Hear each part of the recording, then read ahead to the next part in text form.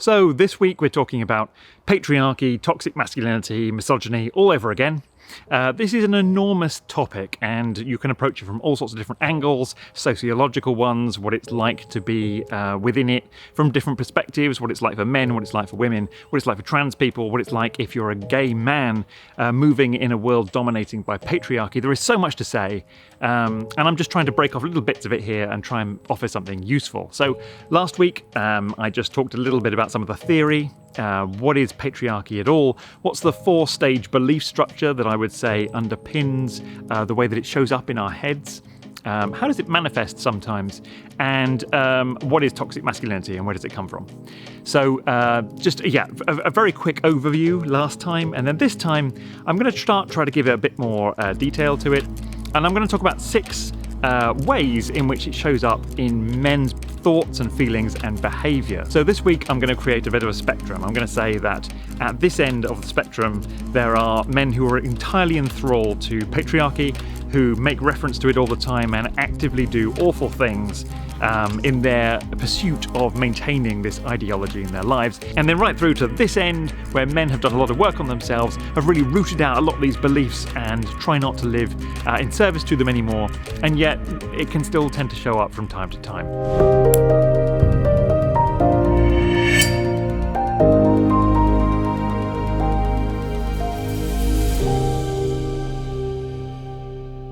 So this video is kind of aimed at men.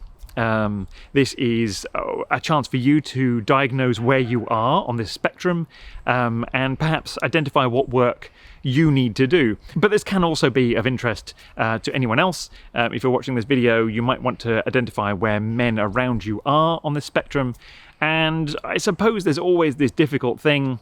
We all have a little voice of patriarchy in our brains, which is trying to manipulate the way that we see things, the way that we feel, the way that we behave.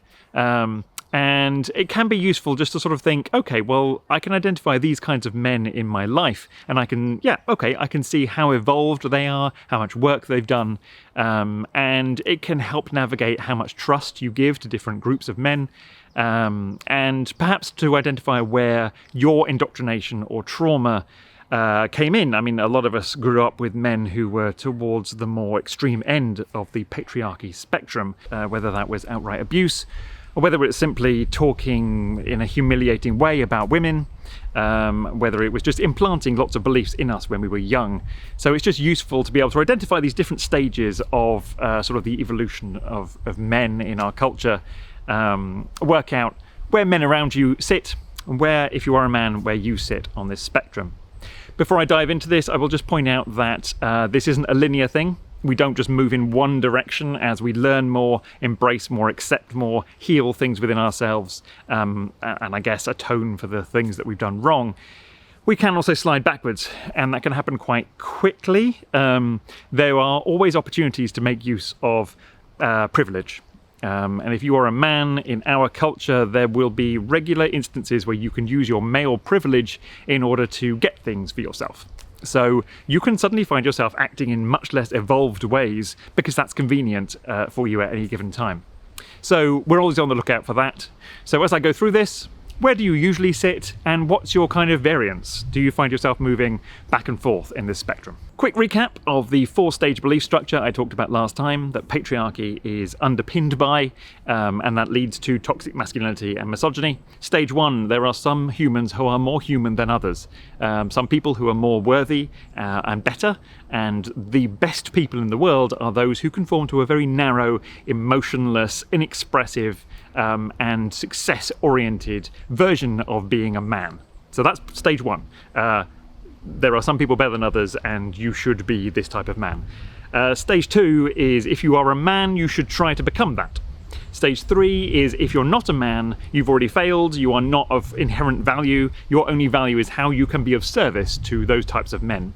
And stage 4 is the whole of society should be structured to enforce this way of the world being, with this particular type of men at the top and everyone else in a pyramid below them. So 4 stages, just bear that in mind throughout this video. The most extreme manifestation of patriarchy and toxic masculinity is abuse and outright violence towards women, minorities, anyone who doesn't conform to this narrow idea of manhood. So I hope that you haven't had many examples of that in your life, and if you're watching this, I think it's pretty unlikely that any men who are in this category are watching this video. But sometimes we've known them, or been exposed to them, or had to deal with them. Sometimes we had fathers like this, or perhaps we've had partners like this. Perhaps we've known men like this. Men who are overtly hostile and actively using violence towards women. And this can, of course, be some religious groups. Some religious groups feel like it's okay and fine and proper and right to use violence towards women and children in order to enforce an idea of male superiority. So that's the most extreme category. Softening a little bit, we have the idea of overt hostility and humiliation towards women. So this is more the sort of thing that I guess I grew up with, and that a lot of people of my sort of age grew up with seeing, coming from popular culture, coming from men that we spent time with. I remember spending some time with some members of my family, some men who would just be constantly offering judgments about how attractive a woman was, but also how stupid women are, stupid women drivers, and just a sort of continuing contempt towards women and towards any men who don't fit the sort of patriarchy model. So so that's the next group, is overt hostility and ridicule and humiliation towards anyone who doesn't fit in. The next group that I've seen a lot of men is grudging acceptance. I'll try and conform. I'll try not to say these things because I've been attacked in the past by these hyperactive or silly women who thinks it's not okay to say certain things, even though it's perfectly fine to say those things. So there's still very much attachment to certain beliefs and words and actions. They're still fine, but it's sort of suppressed. We try to say the right thing, do the right thing, try to seem like, whatever's not going to get us in trouble. So this is sort of brought about by fear of their wives, fear of backlash, fear of punishment, fear of repeated punishment that's happened in the past. And these men continue to hold patriarchal views, but they don't want to get in trouble anymore, so they're trying to suppress them. Fourth group, we're sort of crossing into, I guess, the less severe end of the spectrum, but this is still not nice stuff. The next group is what's called the nice guy. And these are seen a lot on dating apps. And every woman I know has known a nice guy. These are men who have learnt the rules. They have learnt the things to say. They've learnt the things that they're supposed to believe. And on a very surface level, they have accepted those beliefs. They accept the idea that feminism is an amazing thing and should be enshrined and protected within society, that there should be equality, that there should be, that men should not attack women, that jobs should be equally offered based on merit rather than gender. And these men will talk about these things and they will voice them. However, as soon as they are questioned or rejected, or as soon as their self-esteem is not provided for by a woman, they will immediately make reference to patriarchal beliefs, and they will lash out, and there will be an immediate backlash. And these nice guys are extremely unstable. As I say, every woman that I know who has told me a story about dating in the last sort of 5 or 10 years has met a nice guy. He appears to be lovely and friendly and emotional, and he's interested in personal development, and he says all the right things, and he seems to genuinely believe that we're past all that and we should be beyond it. But if they reject him, or if they say they're not interested, or if they say something he doesn't like to hear, then immediately venom comes out. And there is this idea, which I talked about last time, that the world should be like this fourth stage in patriarchal belief. Okay, here I am making all this effort to try and be a nice guy and try to, say the right things and do the right things. The least you can do is sleep with me. There are a lot of guys out there like that. So these are guys who, I guess you could say, are moving in the right direction. They've done some work. They have taken on board some of the theory and some of the understanding, but it's very surface and it's really a means to an end. They may not say that, they may not think that, they may not realize that for themselves until they are triggered by rejection, humiliation, the questioning or the undermining of their self-esteem, and then suddenly the old beliefs and the old words come crashing out and they lash out. So that's the fourth group, nice guys. Okay, now we're moving into the groups of guys that I tend to work with.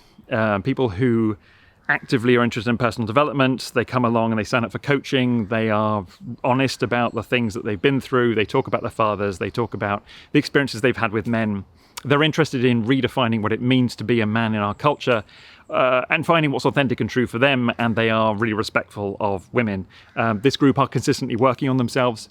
They are proactively trying to challenge these beliefs within themselves. And these are the group who are, I guess, most dangerous for women who are looking for a partner, because they've come so far and they've done so much, and they're even willing to admit, that they still need to do some more work, that they're still working on themselves, they're still involved in personal development, they've still got a therapist or a coach, they're still reading the books, they're still trying to root this stuff out, and so much remains to be done. These guys have usually been doing this for maybe a couple of years or a little bit of a while. They're often quite spiritual as well. They're sort of a subcategory, I guess, of really spiritual men. And these are the ones who are the real, they really mess with the heads of women who are dating, because they seem great and they seem really honest and transparent and open, and stuff still lurks within, and it's really hard to tell these guys from the nice guys and from the active allies, who are the final group I'll be coming on to. They're doing the work, but patriarchy is an insidious ideology that gets into the mind, whispers at the back of the head, and can emerge at the most unexpected times. So these are guys who really are actively working on stuff, and yet stuff remains, really. And then finally, we're into the last category, active allies. These are people who will intercede if they see violence towards women, or denigration or humiliation being offered towards women, or children. If they see patriarchal stuff, toxic masculinity in action, they will intercede. They are actively involved in the supporting of feminism. They are the ally of feminism. They are also actively engaged in supporting people from minority groups, or people who, gay, trans, whatever groups, people who don't fit the heteronormative standard template of patriarchy. They recognize that privilege exists, that they receive it, and they are doing their best to actively participate in getting rid of the power structures that are in place, or getting rid of the the beliefs, or challenging them when they see them, or supporting women, gay people, trans people, whoever, anyone who has been made the victim of this kind of privilege. They are there supporting them, and they are actively challenging the status quo. This is as evolved as a man can get in our culture. They will still find moments of craziness. They will still find some toxic belief that suddenly pops up and they had no idea that it was still in there. A new situation will arise and they'll find themselves thinking something, believing something, or doing something and go, what am I doing? But they are actively involved in their healing. They are actively participating in the betterment of society and improving of the relationships that exist within social groups. They are as active and positive as it's possible for a man to be in our culture. And where they notice their privilege and where they can't, step aside from their privilege, they use it to try to unmake unhealthy power structures. These are men at their best. These are men who are honest, actively working on stuff, dealing with their innate programming, and actively working to unmake corrupting and toxic power structures. That's where I would, really encourage every man to aim for. So that's it. That's my little spectrum. These are my 6 categories that I've seen in men. Where do you think you fall on this spectrum? Where do you think the men around you fall on this spectrum? What are you actively working on in yourself?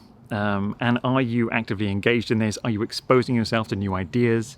And are you committed to rooting out this toxic belief structure that has been handed to all of us, so that we don't pass it on and so that we don't continue to perpetuate it? That's the whole of today's video. I hope that's been interesting.